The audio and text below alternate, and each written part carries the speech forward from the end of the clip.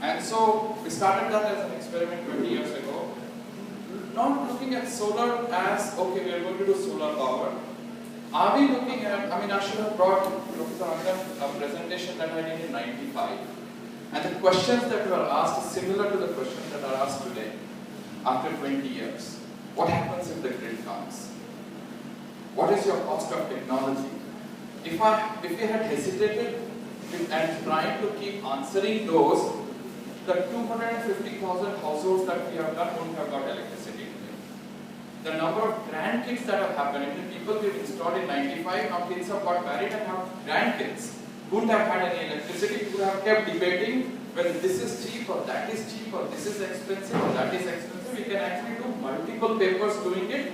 Ultimately, what has happened after 67 years of independence, we still have 45% of the households without electricity. Period. We can debate about it, we can talk about it, we can drop everything we can do, which is expensive versus who debates which is expensive is what are people who are enjoying the subsidized electricity. Are the people who actually debate whether it is expensive or not expensive for us to give it to the poor or not, can they afford it or not, we decide on their behalf. We have replaced the British colonialism with us, the rich and middle class educated upper middle class, right? I think that is where we have to change our thinking and how do we actually look at what the needs are. What are the needs of what it is? I mean, and I'll go through a little bit of the examples of just my personal experience of 20 years.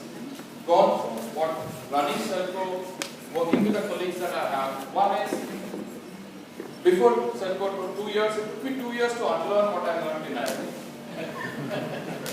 You did it fast. बोलता हूँ ताकि professors अच्छा लगेगा. So, and also about, and I keep telling, I got into IIT because 600 million Indians did not like it. If they had electricity and light, I would not have got into IIT. Plain and simple. We say we are smart because it's only X percentage of people who write it. If all those people had electricity, I personally would not have gone into it. If you ask me what my all India rank could have been, I think it would have been much, I mean, not within the range.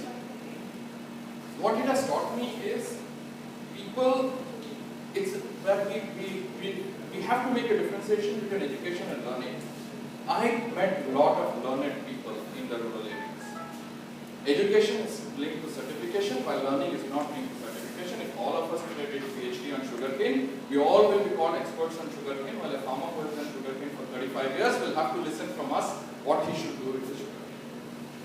And that I think we should reverse what it is. Simple things, very simple things about if 250,000 households, that's approximately 1 million people that we have reached out to in terms of solar, average household that we reach out is between 1,500 to 2,500 rupees a month is their income.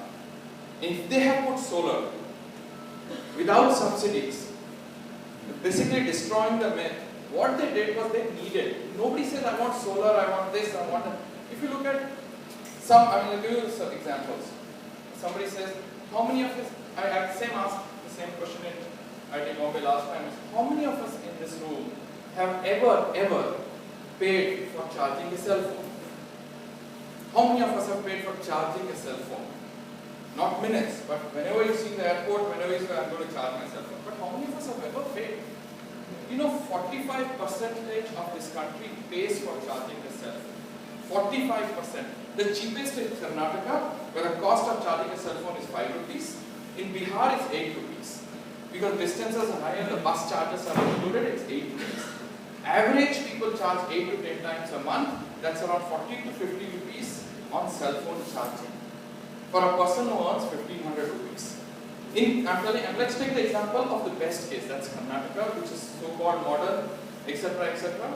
If you look at rural areas, the average expenditure for people who earn 1,500 to 2,000 rupees on kerosene and candles is between 140 to 160 rupees per month. Now take 140 rupees, 160, add your cell phone charges, it's around 200 rupees a month. 200 multiplied by 12 is around 2,500 rupees a year. Multiplied by 5 years is 12,500 rupees in 5 years. For what? For kerosene, candles and cell phone charging. And end of 5 years, you have no assets at home. You have just spent that money. It's gone. Now, a solar system, which we all say is expensive, and we can talk about decentralized versus centralized and talk cost economics. But these people now, as somebody made in 1976, somebody said no power is more expensive than no power. Right? Now, we have to look at what the baselines are. A solar power at 14% interest costs 9,000 rupees in 5 years. The barrier now is not technology. We know technology exists. The barrier is not affordability, because if he or she is going to pay that 200 rupees, the barrier is, will the bank